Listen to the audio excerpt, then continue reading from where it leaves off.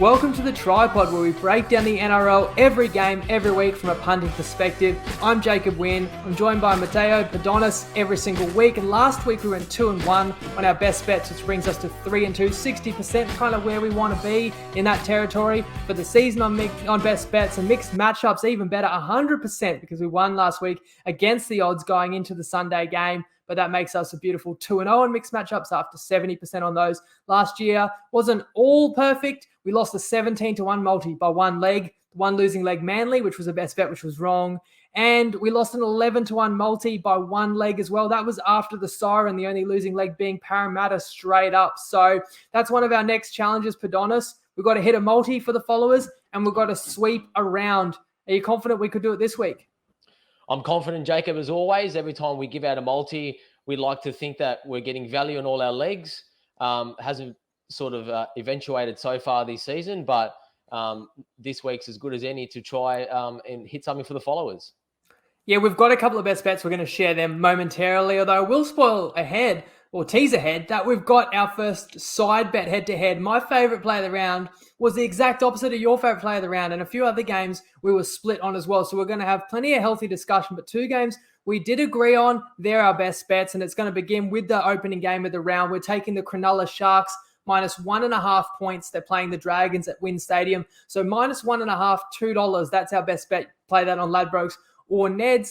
Next best, if you can't get at those $2 lines, you probably take the straight up, which is $1.80 on Dabble. But honest, take us away. Why are we on the Sharkies?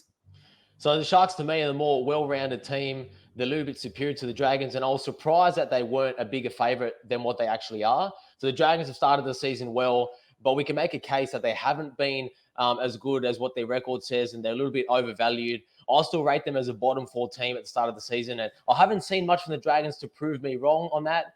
I think Mbai's been forced to play 80 minutes in dummy half, given that McCulloch's out and there's four forwards on the bench. I think that's a slight downgrade. And despite the loss of Mulatalo, we think Ikuvalu's an experienced winger, and Trindle adds a bit of X factor off the bench. So let's roll with the Sharks as a small favourite. Yeah.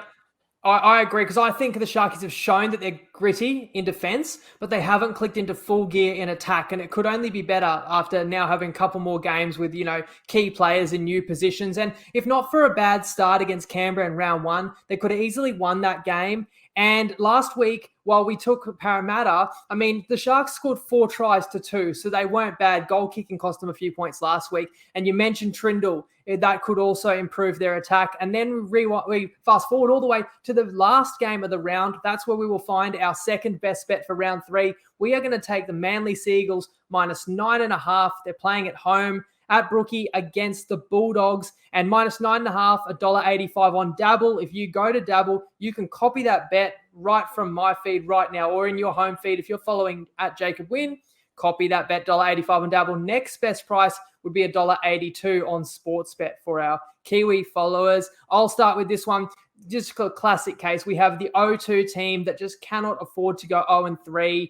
They're in their home opener, haven't played at home yet this season. It's a long turnaround for them. They've been criticised for 2 weeks straight, and they're playing a team that's kind of trendy in 2022. The Dogs have plenty of admirers. Despite losing last week, no doubt about it, Canterbury has been more impressive for the last couple of weeks. But to me, there's still a gulf between these teams, especially early in the season. The Bulldogs have a little way to go to get to their ceiling, whereas the Manly just has no excuses and must execute on a much higher level this week. I think they will. What would you add, Padonis? Yeah, you're right. Look, they let us down last week, as everyone knows. We're on Manly against the Roosters, but we think they can bounce back in a big way. The home field advantage when a team's returning at home, we think it's a big factor in this game. Provide some energy and intensity to the Manly side that's been lacking for 2 weeks. And I really, really like the fact that Des Hasler's decided to stick with the same 17. Shows faith and confidence in the team that they can get it done. And we think that they'll be too classy for the Bulldogs. That's our 2 best bets, but we've also got the mixed matchup, and we'll talk about all the games, of course. It's multicultural round. We're a multicultural pod, so we're going to go through it all. It's unofficially, what's also exciting, it's unofficially rivalry round. We've got a bunch of rivalry games. Before we dive into all 8 games, we're going to hear from our sponsor. We took their money last week, yet again, even without many points to play with on Sunday, as I said. But Tristan's still good enough. He's fronting up for us to let us know how the markets are shaping up. Hello, TryPod family. Tristan Merlahan here from TopSport. Had an interesting start to the season, and the biggest talking point, I think, is where these total points end up. So looking at the games so far this weekend, there is not one game above 40, which I don't think I've ever seen before, not for many years anyway. So we've got some really tight games expected. Looking at the game on Thursday night to start us off, where the Dragons and the Sharkies play, and the totals are 36.5. That's an Origin grand final type line. We've got the Roosters 38 flat. There's plenty of games in that sort of ballpark. So it will be interesting to see if normality resumes and a few more high-scoring games occur, or we maintain this low-scoring tight affair, which has seen some really captivating viewing. That game on Sunday night between the Bulldogs and the Dragons, despite being low-scoring, was riveting. So a couple of big moves already thus far. We've seen the Eels shorten up dramatically. Obviously, no Harry Grant. The line's gone from 7.5 into 4.5. And the other one that's been a decent move is the Broncos, where they've gone from 4.5 out to a flat 6. They've been by far and away the two biggest moves.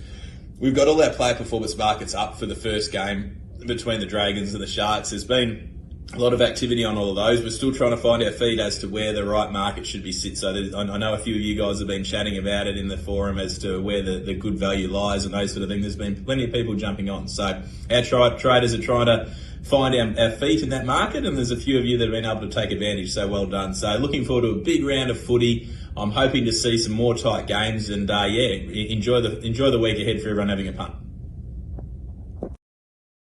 Thank you, Tristan. He mentioned a riveting game between the Bulldogs and the Dragons. I think he's got PTSD. That was Bulldogs Broncos, because of course that went our way, and Toppy had a huge liability on that mixed matchup, and they thought they were going to get the better of us, but they did not quite get there. Now he talks all about this totals trend, all trending towards unders. Of course, 15 of the 16 games so far this season have gone under average points, barely over 30 points a game. So the bookies have had to adjust. We don't have a best bet on any totals this week, so nothing's screaming out for us because it's very hard to ever make easy money in the NRL. So you tend to think that even when there's extreme results, the bookies do adjust, but still I know a lot of people have been cashing in, playing the unders. We speculated all about our reasons why we thought that could be the case so far in the recap. So a lot of the stuff that we talk about, the games that have been and the things that have stuck out to us, they all occur in the recap pod, which you can certainly still go and find and watch or listen to. And player props, that's huge. And we are not really covering too much. We've got plenty to cover just with, trying to figure out who the right side in these games are. But shout out to a bunch of guys in the forum who have really deep dived into these player props, whether it be player performance numbers over and under, or these groups, who's going to have the highest score out of a trio, or most tackles and stuff. They've been causing massive market shifts based on their tips in our group. So they're definitely finding some outlying prices. So I give a shout out to the guys that are putting the work in on those. But now let's jump into the opening game, which is the Dragons hosting the Sharks, as we already mentioned, because we've got that best bet. -1.5, the Sharks are everyone, and that will be our bet. Sharks are -1.5 everywhere, I should say. And that will be our best bet at $2. Major changes. McCulloch injured last week. So as you mentioned, and Bai will start at hooker. For the Sharkies, Mulatalo out. Talakai gets a starting second row position for the suspended Wilton, and Trindle onto the bench. Very interested to see what his role will be. Take us away. Yeah, so as I touched on the top of the show there, I'm trying to wrap my head around this market because to me, I can't make any sense of why the line is as short as it is. To me, the Sharks are clearly the superior team, and I think they should be a bigger favourite. I marked this line personally myself around 3.5 to 4.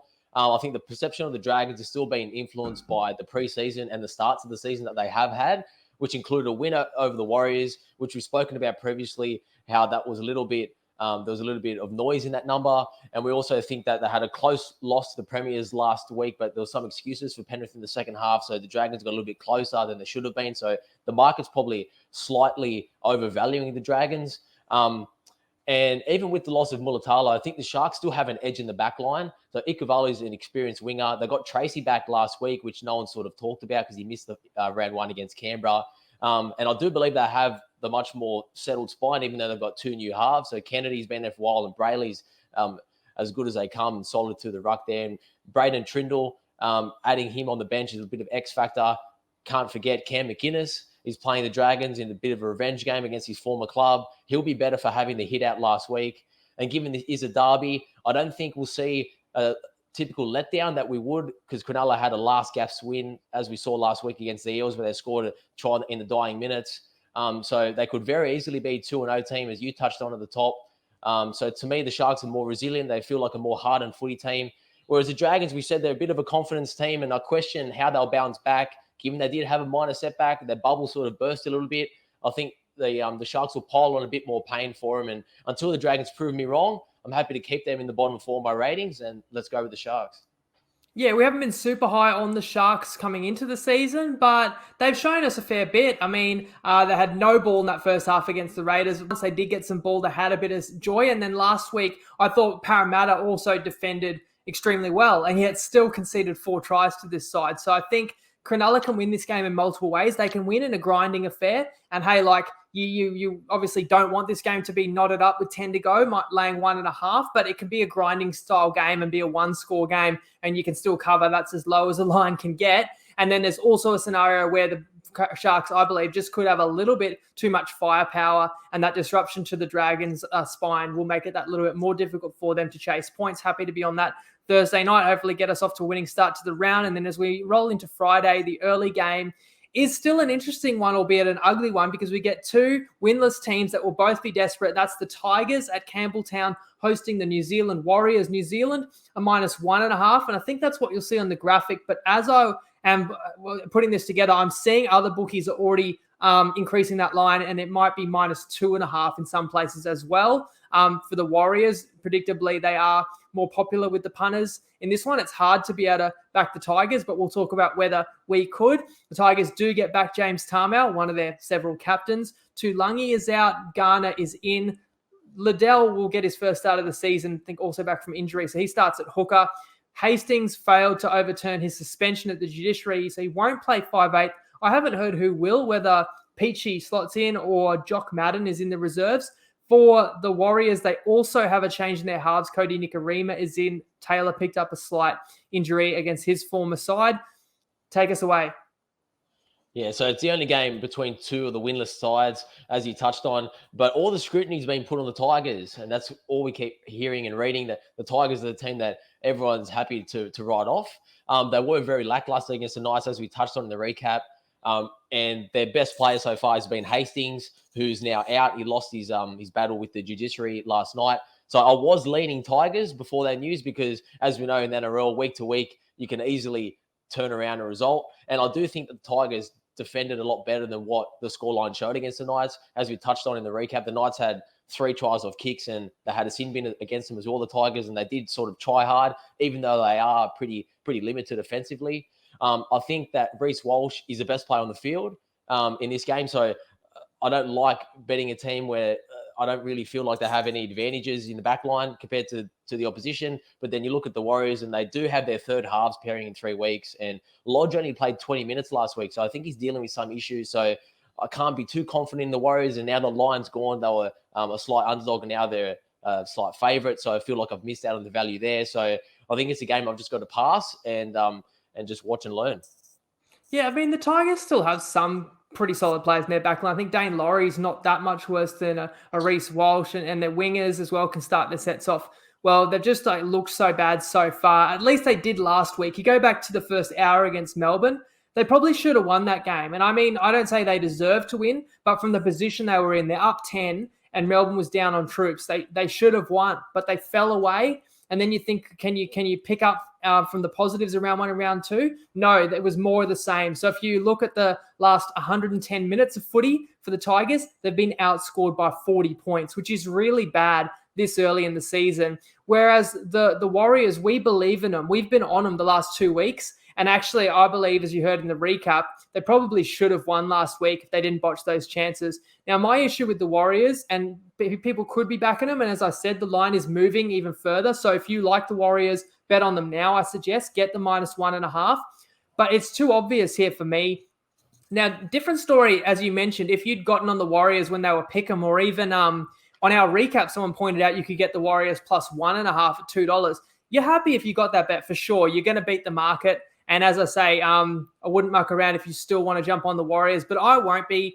I think that you just don't make money long-term in the NRL betting against a side with their absolute back to the wall. And granted, New Zealand are also are winless, so they want to win this game too. But you've got the home side this will be an all-in effort for the Tigers, and that would be the only way I could lean. But because I think that Warriors may also be underrated, I didn't have a strong enough feeling to have a bet on that game, so I'll pass. And I can't wait to watch the later game Friday night, another rivalry, and we're head-to-head. So I'm going to let you make the case first, but it's the Rabbitohs playing the Roosters, and the Roosters are -3.5 to -4 at Accor Stadium. The Rabbitohs will swap Milne and Paulo, which is actually what they did for the final 20 minutes or so last week against the Storm when they did finish strong. And Cam Murray will start this game, where he actually came off the bench last week at Amy Park. The Roosters have named the same 1 to 17. They've shuffled their back row and hooker rotation, but they ended up swapping it on game day last week anyway. So is it Hutchison or Watson starting? That probably depends on Robinson's game plan. But has he got a game plan to win this one? You don't think so, Matthias? I don't think so. And as you said, this will be our first official side bet of the season. For those of you who were following last year, between me and Jacob, we had 7 side bets. I was 1-6 as my record, and Jacob went 6-1. And funnily enough, just on that, yeah, it was this game, wasn't it? It was this game. It was about round 2 or round 3. It was the very first one. So I'm on a 6-game winning streak. Sorry to cut you off. You did. That's all right. So let's hope lightning can strike twice, and I can again beat Jacob. And I'm on South Sydney this weekend. I think Roosters showed last week that 7 days is a very long time in league. Given what we saw against the Knights, it was a pretty good turnaround, and I look to build upon that. And it's a true grudge match, this one. I touched on it last week that they had this circled on the calendar. All the Roosters players will be fired up to get some revenge, because the last time we saw them play was round 24 last year at Suncorp Stadium. And what's it best known for? Latrell Mitchell breaking Joey Manu's cheekbone. So I think the South players will equally be up for it, given that they are 0-2 and they are at home. And we've spoken about how important it is that a home team does play at their stadium in their very first game of the season. So South have had 2 away games now.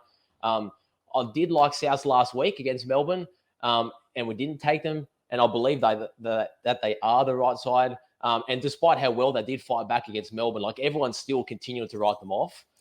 Yes, Walker has played 2 poor games. He's made multiple errors. But to me, I'd be more worried about his form if his involvement dropped off. That hasn't been the case. He still leads the NRL in engaging the defensive line with 29 times. So I'd expect some improvement in their offensive output. They did drop 3 tries on that left wing last week as well. Mitchell was super impressive in his return, and he'll only get better. Hopefully his goal kicking improves as well. But I thought Dimitri let himself down last week by starting Murray on the bench. South were in a hole early. He's back in the starting side this week. I think that'll help them in good stead to start off the game well. And with the weather predicted in Sydney as well, the next few days it's going to rain, it might be wet. So the game should be decided by the forward packs. It sort of brings the sides a bit closer. And I think it's a pretty even contest between the forwards. Gun to the head, I would take South's forward pack over the Roosters pack, and I think that they have a better bench as well. A fully fit and firing Roosters team, I'd agree that they'd probably be rated 3 to 4 points better than South. But this version of the Roosters, still missing Verrills. Connor Watson has to play as a sort of makeshift 9. They're still missing Suwali as well, and Kiri and Walker still trying to build into the season. So I'd make this game closer to pick'em. So I'd have to take Souths, and I believe our side bet we're going to go at +4, which is a $2 line on Ladbrokes, but 3.5s are popping up everywhere. But what do you reckon, Jacob? How do you think the Roosters will win the game?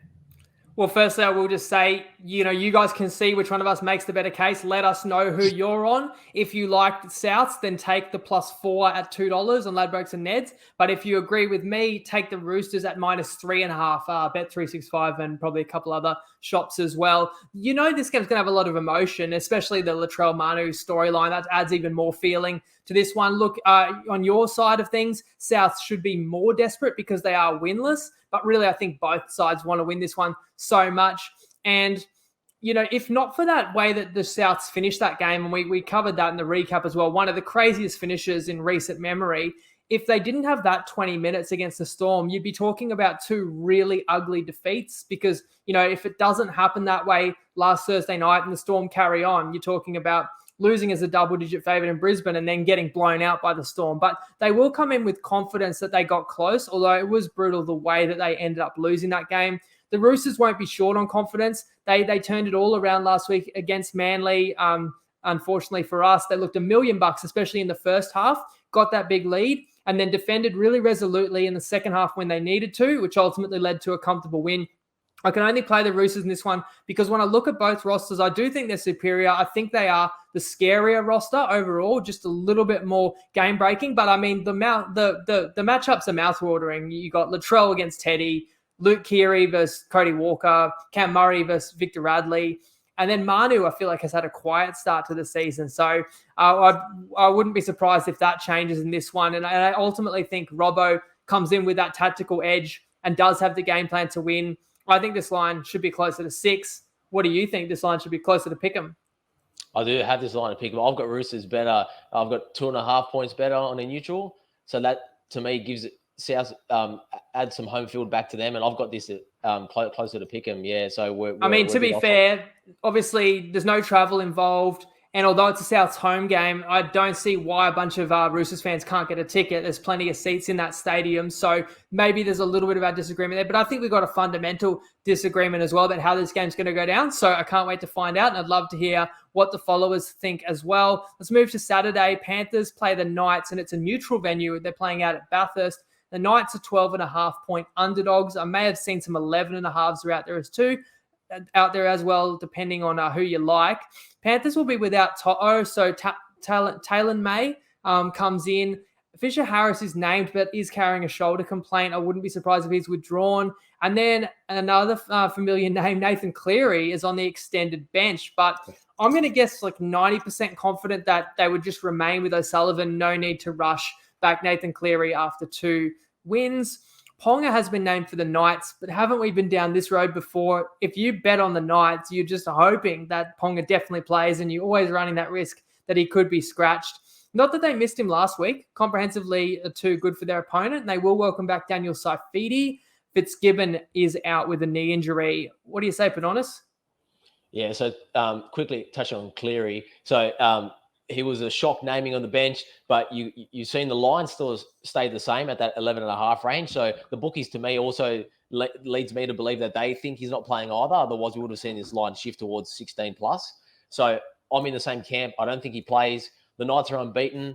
To the untrained eye, they've looked pretty good, but I think they'll find it pretty hard this week to win or even stay competitive, I think. So I do think that they do need Ponga to have some chance in this game. I question whether he will play or not.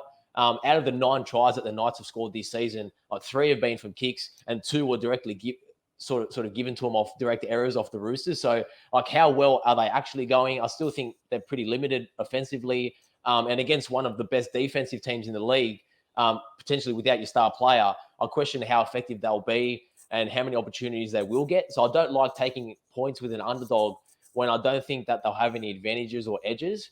And Panthers themselves find themselves with a few injuries. Fisher Harris is some doubt around him. So I can't be too confident that Penrith might just be happy enough just to get the win. So I don't like laying double digits in that scenario. And let's not forget that they are at Bathurst. So it's a sort of hybrid home game, not at their traditional home in Penrith. So there's enough reasons for me to sort of stay off the game, although I do lean Penrith.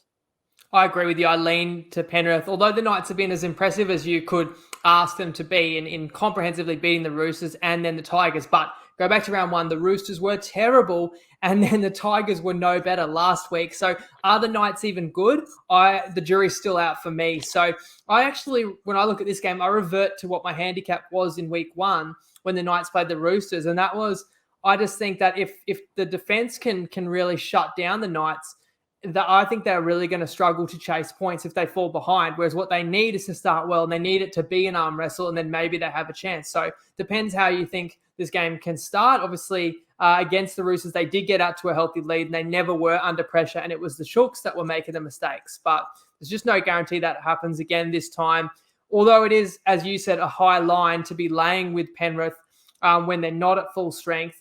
And like clearly the Knights are playing hard, regardless of what the scoreline's going to be. It's early in the season, they're 2-0, so their tails will be up. So I lean Penrith, but no best bet there. Moving later Saturday, the Storm host the Eels, and the Eels are 4.5-point underdogs at Amy Park. it's sort of a rivalry. They've met in a few finals games recently. And I mean, you got Parramatta snapping the Storm's historic win streak last year. Melbourne has named the same 1-17 that just hung on to beat Souths last week, although then Harry Grant was ruled out with COVID, and the third choice hooker would have been Wishart, but he's been named a close contact. He's out as well. An interesting wrinkle is that Brandon Smith is in the reserves, but I'd be surprised if he plays because it's only 2 weeks removed from a broken hand. So maybe it's Nikorima. I'm not sure who will play that role. The Eels have no major changes to their side that just narrowly lost to the Sharkies. I mean, I noticed Moses was limping around there. They said that was a cork. He did relinquish kicking duties, so it wasn't nothing. But you'd want Mitchell Moses to be firing if you're going to play Parramatta in this one. You lean the other way, Matthias. Yeah, just to start off, I think this is the first game so far this season where we've sort of seen the impacts of COVID, and it's something that we haven't spoken about yet this year. We're going to have to sort of assess how that impacts the handicap moving forward and how that affects lines. So to me, from now to Wednesday to the weekend, like anything can happen. There could be more players that fall under the protocol or show symptoms or test for it. So if you did lean Parramatta, I'd sort of look at taking the 4.5 now or 5.5 now, whichever one it is. But if you did like Melbourne, I'd sort of wait because it could only get worse for you. If someone like a Munster gets ruled out on Friday, then what's this line going to look like then? Yeah, it'd be close to pick them. For sure. So let's just, aside from that, so like, the Storm have been pretty unconvincing to start the year to me. Like, how good's that form line look against the Tigers after what we saw last week? And like, people have their reservations around South, but that sort of makes Melbourne to me a little bit more scarier, given that we know Bellamy will have them fired up and on song, given that they have started a little bit slowly. You touched on the fact that the Eels beat them twice last year and broke their all-time winning streak that they were going for. Don't forget, Melbourne were an 18.5 favourite on that night up at Suncorp, and now they get to take Parramatta at their home field. So there's a bit of revenge there. So I think in their own backyard, Melbourne will want to sort of get one back over them. The Eels can't afford a sloppy start like they did have against South last week, so I expect their forward pack to be a little bit better. And it's no secret that we've been a little bit higher on the Eels than what the market has so far. So for me, there's not much value in betting against Parramatta because I think that the market sort of sees them lower than what we do. But then the other factor as well that sort of looked at is that last few weeks to me, there's been a noticeable sort of change in how Parramatta's coming out of their own end. Like in the past, we've seen Ferguson and Sebo getting their sets off to good starts. I think that's sort of slightly regressed a little bit now in their yardage with they had Russell in the first game, Bailey Simonson. Yeah, now Wonga Blake. Like it's not as effective, and Melbourne are as good as any team at sort of having a consistent defensive line presented to the opposition and trying to restrict the back three. So I think they're gonna struggle a lot. So I could only go the other way. You know, they are a bit thin on outside backs. They almost could have used a guy, not that he's a massive yardage guy, they could have used a Jermaine Asako. If only, he'd been available and Parramatta could have picked him up. I can only lean Parramatta for the reasons that you kind of say there, that I think they're kind of close to Melbourne's ability, and especially with the disruption. And Grant was fantastic last week in getting that separation over Souths. So it will be a big loss. Plus you lose your third string as well. But, we never want to overestimate the effect of a loss for a player like in the Melbourne Storm team, because time and time again, they show that others step up and can fill a role. And I go back to the other three members of that spine in Munster, Hughes and Pappenhausen. They can all shoulder a little bit more of the load. And you just don't like betting against Melbourne unless you've got really strong reasons. And I don't have strong enough reasons. Although I lean Parramatta, I'm happy to pass and just watch this one. I think revenge is a factor. Melbourne certainly haven't forgotten those losses to the Eels last season. Saturday night cap is the Raiders hosting the Titans. Titans, this might surprise people, but they're 2.5-point underdogs at GIO. Probably been more impressive so far this season. Certainly were last week. Raiders do get back Chotrick and Rapana. A couple of players, whose name pronunciation has changed over their careers. And we do our best with pronunciation. Yeah, but it's hard, especially when we kind of record this all in one take. So I always try our best with those. But that certainly bolsters the back line. Schneider returns from COVID to play halfback for the Raiders. And then the Titans get to name the same 1-17 that defeated New Zealand. Brimson showed an immediate impact when he returned to this side. He is playing his first season as a full-time 5'8", and he looked pretty classy. What do you think about this one? So I really like those returning players you touched on. I think the scoreline got away from Canberra last week when they went down to 12 men, but up until that point, they were right in the game. And I think had they not had the sin bin, then it would have been a lot closer all the way to the 80th minute. So from that point of view, plus the ins that they were getting, I was sort of looking to lean Raiders this week, and I was expecting the game to be closer to pick 'em, and I was pretty surprised that they were a 2.5-point favourite, considering when we look at how the Titans have been. They've been pretty unconvincing in the 2 games so far. But in saying that, Brimson and Sexton, I thought, looked good last week, and there's some positive signs for them. And I think that they've unlocked this Marshall in the wing. He looks like an absolute beast. So he should be able to keep their sets ticking over. And we spoke about sort of in the Sunday recap, the points totals, and Tristan touched on it at the top. I definitely see an impact across the board. Like this is the highest total of the round, and it's at 39.5/40, depending on where you can shop. And the way these sides are built to me and the offensive weapons returning, I would lean overs in this game as my one lean on totals this week. There's some rain around, but Canberra on Saturday night's predicted to be pretty clear skies and mild temperatures, so I think that suits them. The 2 Titans games so far have had a bunch of points in them, but the games have sort of slowed down in the second half, and I think that had that stayed at the rate we saw in the first half, then this total would probably be in the 40s. So that's the way I could only look, but ultimately not enough for a best bet, side or total. I love seeing you animated, mate, but I think as you swing your arms around, anytime they bump your headphones, I think we're hearing the feedback come through the mic. So I think that's what's happening. Just a heads up. You mentioned the total. I think you make a good case that this could be a game that bucks the trend of the totals, but we don't have that confidence of a best bet level to go ahead and back overs, or you even had suggested looking at a bet like maybe a free bonus play people could look at would be both teams to score 14 plus on Bet365. Is that right? Both teams to score 14 plus. It was $1.95 for Bet365. Yeah, so that's not a bad play. We tossed it around, but we're happy to just pass that by. And we both, I guess, lean towards the Raiders. But on that point you meant about Marzu, who obviously had a double and is an unstoppable, powerful winger for the Titans. They've got Philip Sammy as well, and Corey Thompson is going to come back from injury at some point. And then they went and signed Isako. So I'm not sure where they all fit in or why they needed Isako, but certainly got some depth in that position. That's for sure. The Titans were lucky though, but I've touched on that. They did enough to win, but they easily could have lost last week. And they were significant favourites, 8.5-point favourites. Whereas the Raiders had no luck up in Townsville, tough conditions. And I'm not making excuses for the Raiders because some of their wounds were self-inflicted, a horrible completion rate. Just they didn't play well enough to win, but a lot of things went against them late in the game that caused the blowout score. That may be causing people to throw the Raiders in the bin. Reality is these two teams are very evenly matched. We both had them as fringe top 8. I had the Raiders in, albeit I picked that before the Fogarty injury. You had the Titans sneaking in ahead of the Raiders, so they're both right there. But I'm with you. I'm surprised that the Raiders are this consensus favourite because I think they should be about 2.5-point favourites, but I thought the market might overreact to last week and we might get this game at pick, or even a dream scenario would be to get the Raiders as a slight underdog. That's the making of a best bet.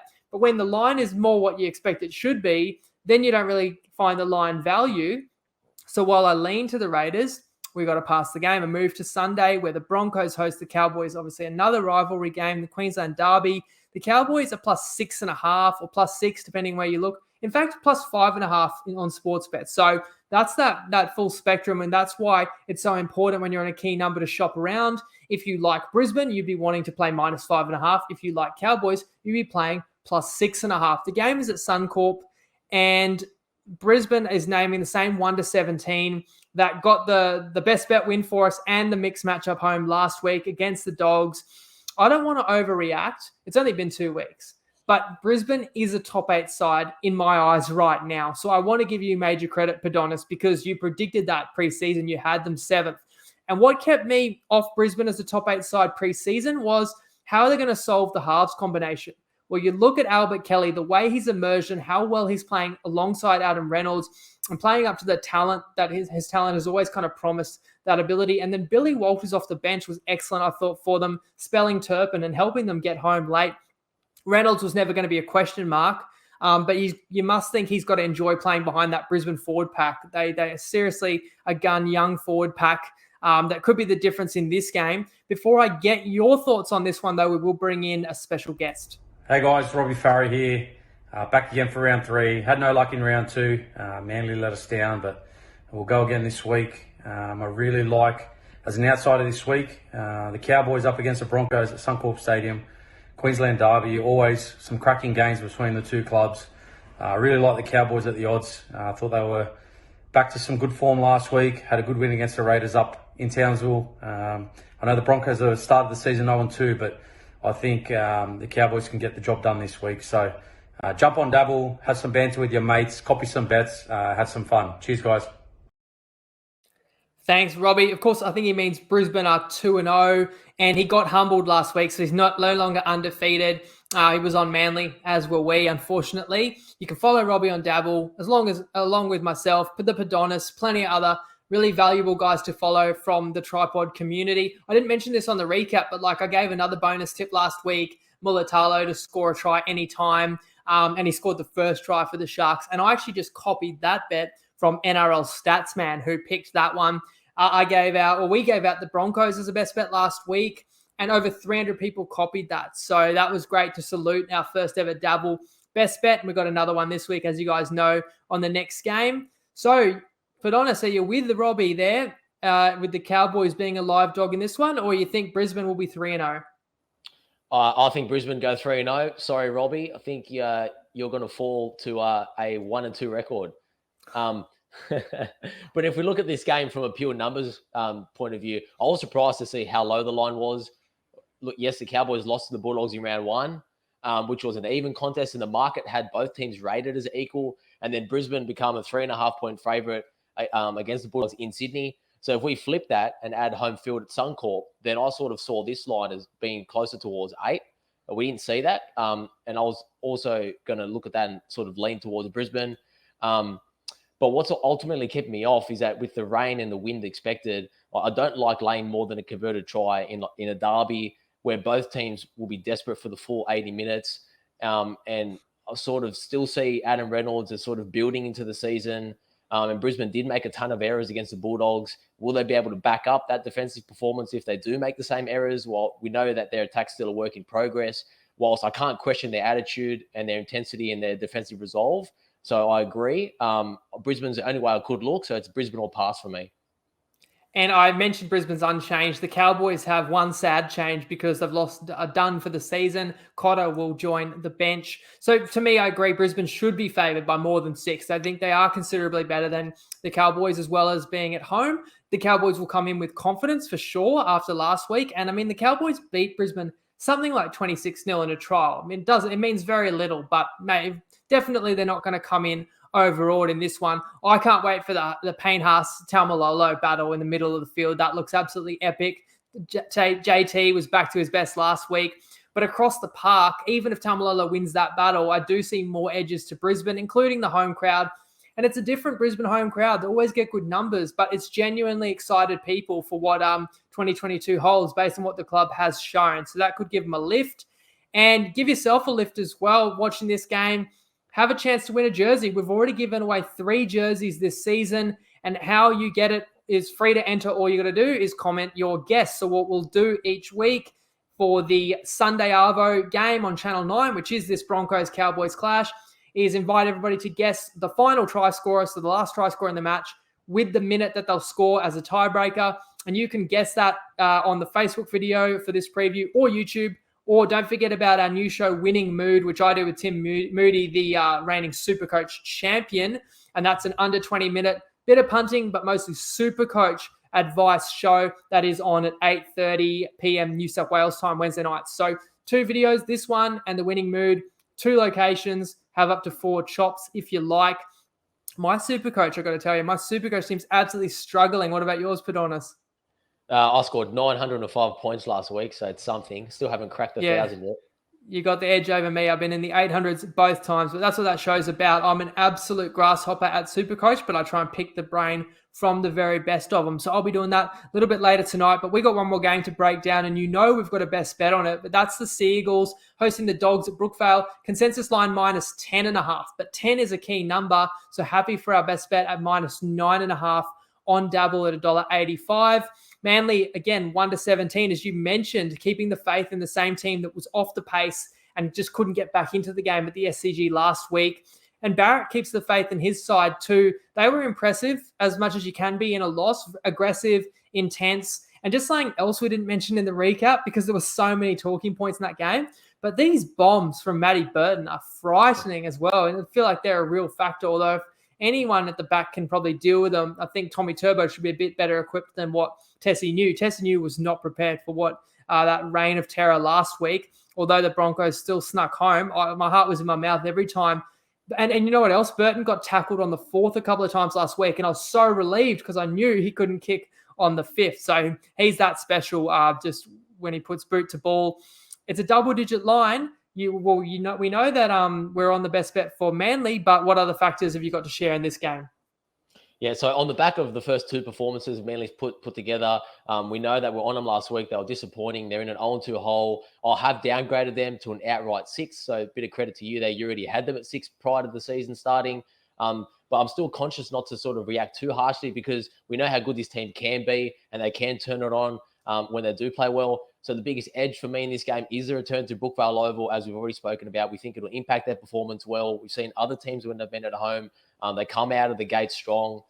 Des Hasler's chosen the same team, so he trusts his team, he trusts the roster. I think the players will be desperate, switched on, they have too much class for the Bulldogs. And listening to Barrett's press conference, he sort of admitted that they are a work in progress and it will take time to have that polish and to execute the end of sets and take their half chances. So I'm not expecting that instantly to improve week to week. So I still think those issues will still be there. But on the other hand, Manly see themselves, and most people do, as a premiership contender. So they're expecting to be around the top 4. So they have to play much more improved this week, and they have to get off their season to a winning start. So I definitely see Manly winning, and I think they'll win well. They've got a 9-day turnaround, as we said. So that's 2 weeks in a row now with a big turnaround. So I think they can win by a few tries, and we think Turbo and DCE can find the space and execute some of their chances. And I mean, Barrett also really was not a fan of the call for the Broncos winning try, but you can't get hung up on those things because this Bulldogs team fought tooth and nail for 80 minutes and they're thinking, man, we should be 2-0. Well, you're about to be 1-2 if Manly's legit at all, because Manly started 0-4 last season and the excuse was they had no Tom Trbojevic. And then, as we know, they zoomed all the way up to a top 4 finish. But you got no excuse to go 0-3 in a season where you have Turbo.